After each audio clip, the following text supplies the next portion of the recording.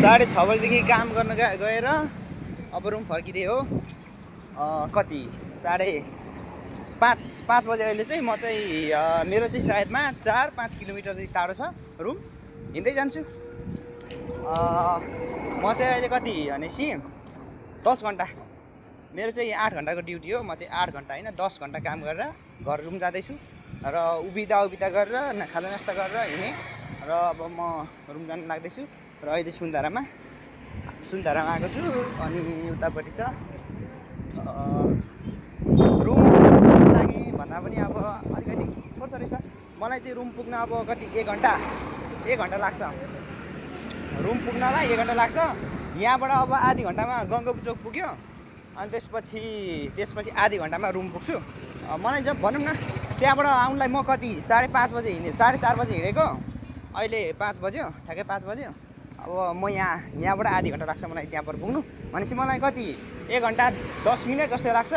अलिकति म कुदेँ भने अथवा फास्ट हिँडेँ भने म भनेको ठ्याक्कैमा पुग्छु कति भन्दाखेरि 45-40 मिनट पुग्छु।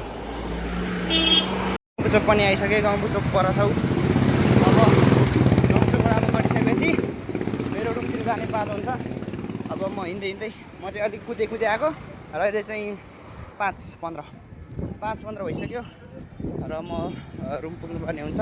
मलाई चाहिँ 1 घन्टा 15 1 घन्टा 10 मिनट त्यस्तै लाग्छ। 1 घन्टा 10 मिनट 1 घन्टा 15 मिनट लाग्छ र अहिले चाहिँ म जाँदैछु। अब मलाई कति हिँडेर बिस्तारै गयो भने आधी घन्टा लाग्छ। अब अलिकति कुद्यो भने यसरी रनिङ गरेर कुद्यो भने चाहिँ मलाई समथिङ 15 मिनट लाग्छ, 15-10 मिनट लाग्छ। तर म कुदेँ रेगुलर कुद्दिनँ, बिस्तारै हिँड्छु। अहिले फेरि रोकेर भिडियो बनाएर होइन, अहिले रोक्छु अनि फेरि भिडियो भरे बनाउँछु। अहिले चाहिँ यतिकै कुद्ने हो। मलाई मिल्ने भए त म बिहान पनि हिँडेर आउँथेँ होला, तर के हुन्छ भन्दाखेरि राति चाहिँ ढिलो सुत्छु। कति 11 बजे, 10:30देखि 11, 11:30तिर सुत्छु। अनि बिहान 6 बजी उठ्नुपर्छ नि त, अनि निन्द्रा लाग्छ, अनि अल्छी लाग्छ कि अब हिँडेर आयो भने वहाँ पर गरिहाल्छ। गलेपछि वहाँ पनि फेरि 8-9 घन्टा 10 घन्टा त उभिएर काम गर्नुपर्छ नि त।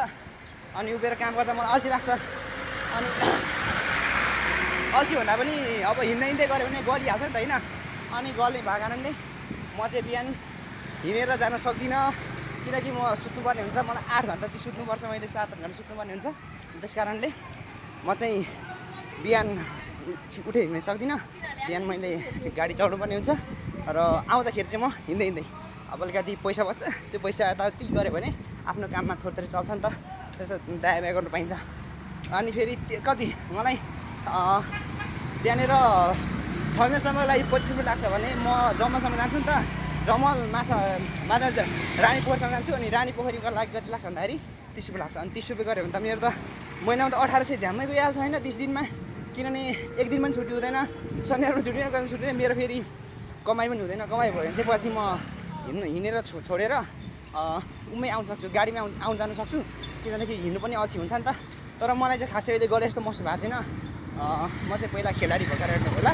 अनि त्यही भएर म चाहिँ के गर्छु भन्दाखेरि अहिले घरबाट पैसा पेलिरहेको नि त मलाई, रुम रेन्ट पनि अलिकति छ, अलिकति माथि नै छ, 5,000 माथि नै छ नि त। अनि मेरो कमाइ पनि छैन, त्यही कारणले धेरै घरलाई खर्च नगराउने र पछि आफैले कमाएपछि चाहिँ अनि त्यसपछि चाहिँ बरु गाडीमा आउने भन्ने सोच छ। अहिले चाहिँ घरबाट पेल्ने भएको कारणले म अहिले गाडीहरू चल्दिनँ, त्यही भएर म हिँड्ने हो। अनि बिहान चाहिँ गाडी चल्छु, अनि बेलुकाखेरि चाहिँ आउँदाखेरि चाहिँ हिँडेर आउँछु। र अब म ठ्याक्कै अहिले चाहिँ कहाँ आयो भन्दाखेरि यो गङ्गाबुनी हो। अहिले चाहिँ म रोक्छु र पर घर पुगेपछि रुम पुगेपछि त्यहाँ आउँछु। धन्यवाद। फाइनल्ली म चाहिँ रुममा आइसकेँ र अब भनेको एटिएममा जानुपर्ने छ पैसा झिक्नु, रुम रेन्ट तिर्नु पऱ्यो। अनि रुम रेन्ट तिरेपछि ढुक्क 1 महिनाको लागि हुन्छ।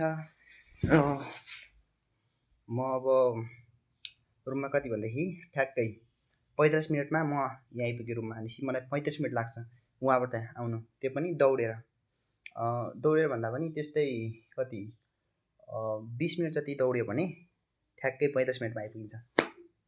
20 मिनट 25 मिनट जस्तो हिँड्यो, 20 मिनट जति कुद्यो भने ठ्याक्कै आइपुगिन्छ रुममा।